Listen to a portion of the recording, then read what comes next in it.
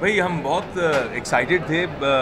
हमेशा मैंने सोलर के बारे में, सोलर एनर्जी के बारे में मैंने ध्यान दिया, उसके बारे में समझा और मुझे एक ऐसे लगा कि ये फ्यूचर है। और अब एक जो शौक़ है, एक पैशन है सोलर एनर्जी का, अब वो एक बिज़नेस बनने जा रहा है, सस्टेनेबल बिज़नेस बनने जा रहे हैं। मेरे पार्टनर हैं, अशोक भाई हैं, हम साथ में वारी के साथ में एसोसिएट कर रहे हैं, जो हिंदुस्तान की बहुत एक लीडिंग कंपनी है इस स्पेस में। 11 साल से उन्होंने अपना एक बहुत बड़ा नाम हासिल किया हितेश भाई की कंपनी ने। And Waaree has not only delivered quality but also has been able to grow at a unprecedented pace, has been at the forefront even with the government's policies. अब जो गवर्नमेंट आई है इसकी भी नई पॉलिसीज़ बहुत अच्छी हैं सोलर को लेके, ताकि हम क्लीन एंड ग्रीन एनर्जी पे डिपेंड करें, ना कि ऐसे एनर्जी पे जो पर्यावरण को नष्ट करती है, पोल्यूशन क्रिएट करती है। हमारे शहरों में अभी आप लोग तो बहुत यंग हैं, बट मेरे बच्चे हैं, तो मुझे हमेशा जब भी बच्चे खांसते हैं, बच्चों की ब्रीदिंग की प्रॉब्लम होती है, हम डॉक्टर के पास ले जाते हैं तो डॉक्टर कहते हैं कुछ नहीं कर सकते भाई, ये मुंबई की एयर इतनी पोल्यूटेड है। तो बुरा तो लगता ही है, and you want that the whole world should get sensitive and become ambassadors for solar energy. And कोशिश ये रहेगी कि हिंदुस्तान की, starting with Mumbai, starting with right here in Goregaon and this region, we are able to Borivali, Goregaon, ये पूरे reason में जितने housing societies हैं, जितने 5 स्टार होटल्स हैं, जितने मॉल्स हैं, जितने सिंगल बिल्डिंग रेजिडेंसेज हैं, सबके छत पे हम सोलर करना चाहते हैं। Because it is not only cost effective, it is cheaper than what you are paying as electricity. आपकी बिल में बचत होगी, उसके अलावा आप पर्यावरण की भी मदद कर रहे हैं। तो I think it's a win win situation for all.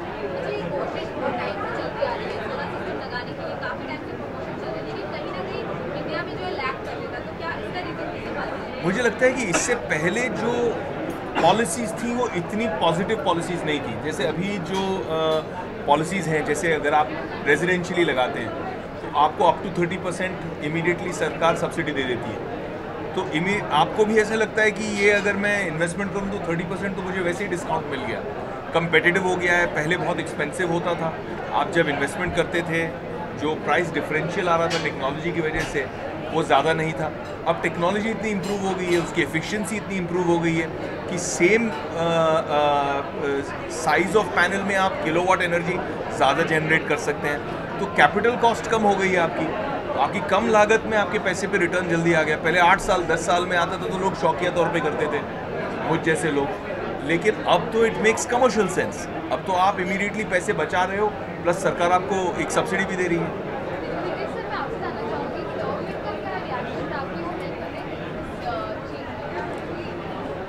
Government का जो एनर्जी लगी,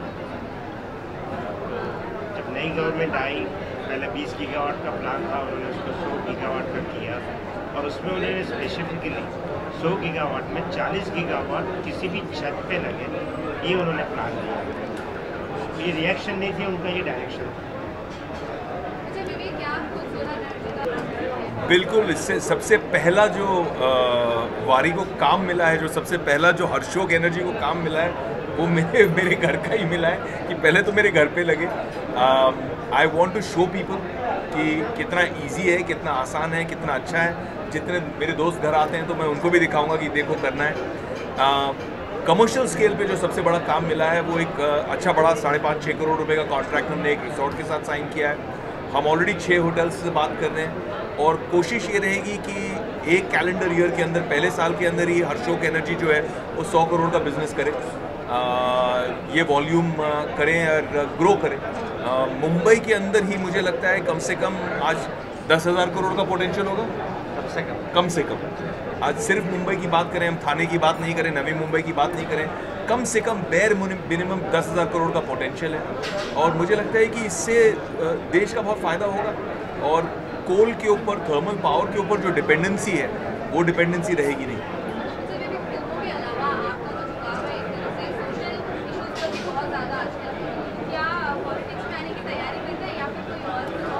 ये इसीलिए तो पहन के आया हूँ।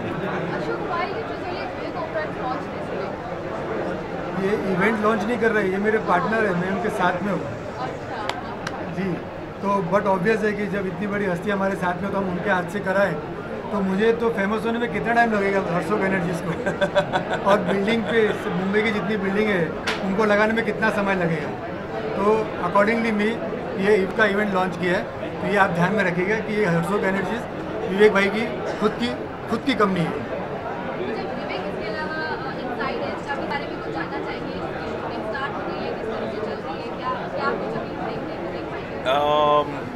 मैं ज़्यादा तो नहीं कहना चाहूँगा इस मंच पे उसके बारे में, बट हाँ मैं बहुत एक्साइटेड हूँ।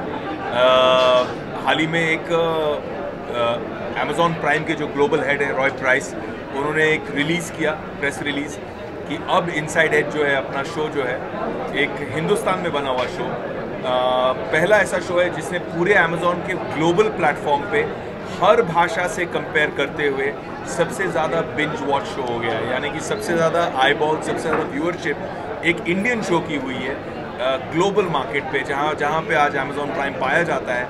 अगर वहाँ की टोटल हम व्यूअरशिप देखें तो inside edge is become one of the biggest success stories and we are very excited about it and I am really looking forward to season 2।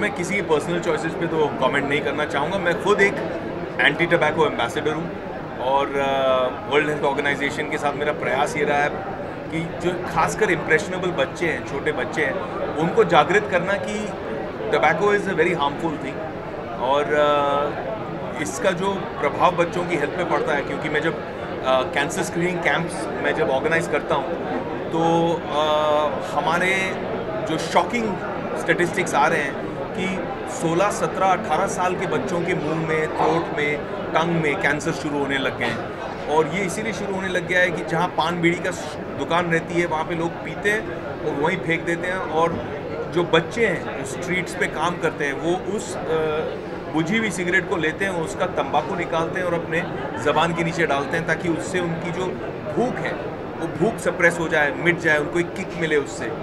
और ये करते करते बच्चों को इतनी बुरी आदत पड़ गई है इस चीज़ की कि 16, 17 की उम्र तक पहुँचते पहुँचते उनके मुंह में कैंसर हो जाता है। एंड ये क्योंकि हम इतना ट्रीटमेंट कराते हैं कैंसर पेशेंट्स एड एसोसिएशन के थ्रू, चेकअप्स कराते हैं, क्लिनिक्स कराते हैं, हम लोग कैंप्स रखते हैं, और जो कैंप्स में बच्चे पाए जाते हैं उनके लिए हम मुफ्त की ट्रीटमेंट, इलाज करने की कोशिश करते हैं। तो ये जो डेटा है ये फर्स्ट हैंड डेटा है और बहुत शॉकिंग डेटा है, और इसीलिए मैं खास टबैको के काफ़ी खिलाफ हूँ।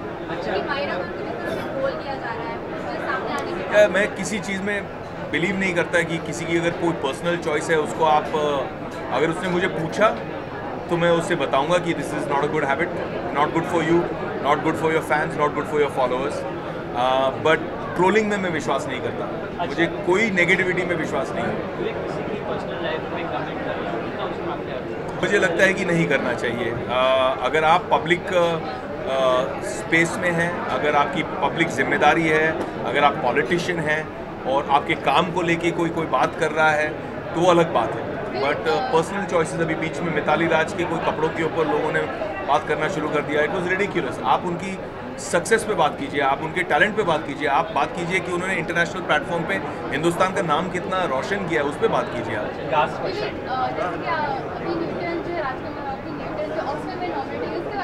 मैं बहुत खुश हूँ। मुझे लगता है कि राजकुमार राव बहुत बढ़िया एक्टर हैं। In a very short time he's proved himself as a wonderful actor, somebody I'm actually really looking forward to working with at some point. And I'm very excited that the people associated, whether it's Manish or whether it's Miss Anand Rai, whether it's people who are associated with this film, I wish them great success, and I hope that they come back home with an Oscar and make us all proud.